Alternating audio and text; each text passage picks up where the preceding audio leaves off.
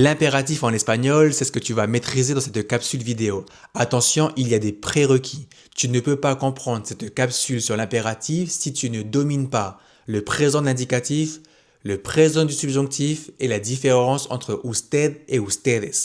Si ces trois sujets te sont inconnus, dans les commentaires, je te mets 4 liens sur le présent de l'indicatif, un lien sur le présent du subjonctif et encore un autre lien sur la différence entre usted, ustedes et vosotros. Une fois que tu auras maîtrisé ces trois sujets, tu pourras entamer la capsule sur l'impératif. Au niveau des valeurs, en espagnol, il existe deux impératifs. Il y a l'impératif affirmatif qui sert à donner des ordres ou des conseils et l'impératif négatif qui sert à exprimer des interdictions. On va commencer par le plus simple, l'impératif négatif. L'impératif négatif sert à donner des interdictions. Par exemple, ne mange pas ça, ne fais pas ça, ne va pas là-bas. En espagnol, c'est simple. Il faut mettre no suivi d'un verbe conjugué au subjonctif présent. Par exemple, ne mange pas, no comas, ne parle pas, no hables, ne va pas, no vayas. Et ça s'arrête là pour l'impératif négatif. Maintenant, l'impératif affirmatif. En français, la conjugaison de l'impératif se fait à 3 personnes. Tu, nous et vous. En espagnol, elle se fait à 5 personnes. Tu, nous, le vous de vosotros, le vous de usted et le vous de ustedes. Tout d'abord, lorsqu'on donne un ordre à une personne qu'on tutoie, donc à tu. Exemple, apprends, mange, parle. En espagnol, il faut conjuguer le verbe à la deuxième personne du singulier, donc as-tu, puis enlever le S final.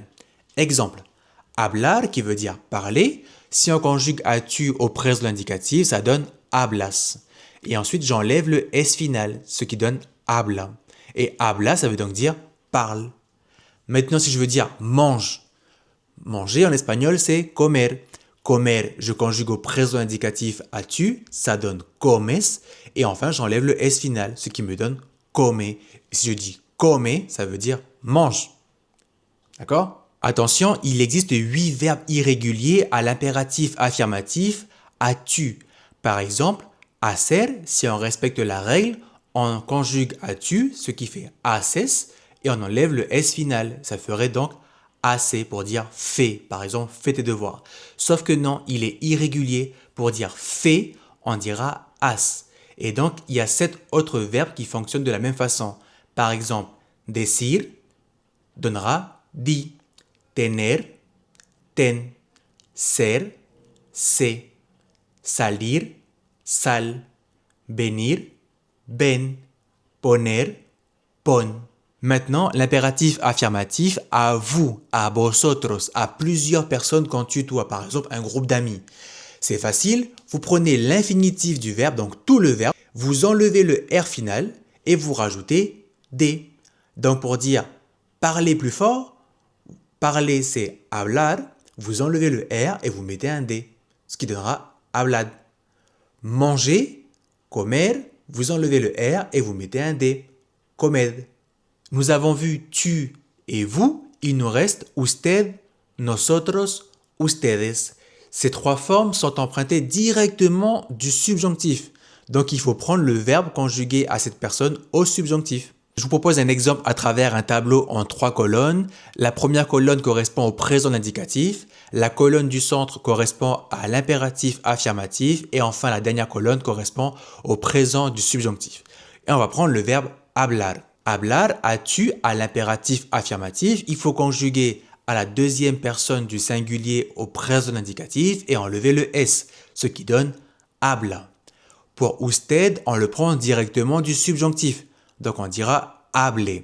À nous, on le prend aussi du subjonctif, donc ça donnera hablemos. A vosotros, il faut enlever le R du radical et ajouter un D, hablad. Et enfin, a ustedes, il faut le prendre directement du subjonctif, ce qui donnera habla, hable, hablemos, hablad, hablen. Autre exemple avec abrir qui veut dire ouvrir. As-tu, je conjugue au présent indicatif as-tu, j'enlève le S, ce qui donne abre. A usted, je le prends directement du subjonctif, abra. A nosotros, je prends directement du subjonctif aussi. Abramos. À vous, j'enlève le R de l'infinitif et j'ajoute un D. Abrid. Et enfin, a ustedes, je le prends directement du subjonctif.